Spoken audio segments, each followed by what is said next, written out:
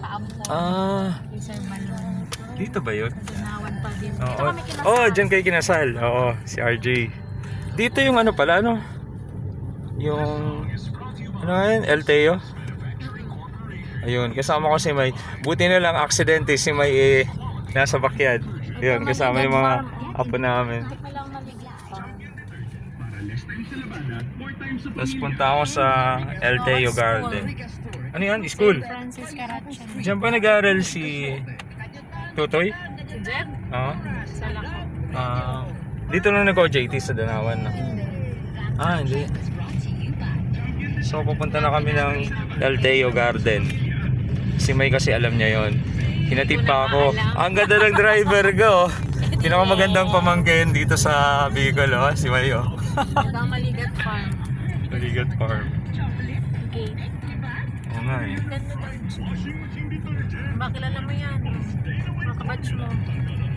Parang hindi. Parang bata yun. Ganito dito. Malayo pala. Kasi dito. Ayun, papasok kami dito sa... Simula nga. medyo kailangan ko mag-disguise pero okay lang. Bahala na. Huwag Kasi- ka mag-disguise. Oo. Ano na yan? Ito na yun. Man si Lola. Hindi lang sabi. Naalala ko si nanay, ganyan ba ang buhok ni Lola mo? Ano puting-puti? Ang alam ko may convenience store. Sabi nga ni Ate Nancy ba? Ang mayari nun yung dati namin din. Ito? Si Mama Casina. Sa CNSC. Oo. Malayo talaga siya. Ito na siya? Hindi pa ata. Hindi pa nga. Ano ba yan? Ano ba yan? Hindi ko nababasa. Teo nga ito na. Ay, ito nga. Dito na nga pala. Dito lang ako. Ha? Papasok natin para makapaling. Ayo. Disguise ka pa ba? Disguise ka pa ba ga? Hindi na. Okay na, bahala na. Oh, welcome now.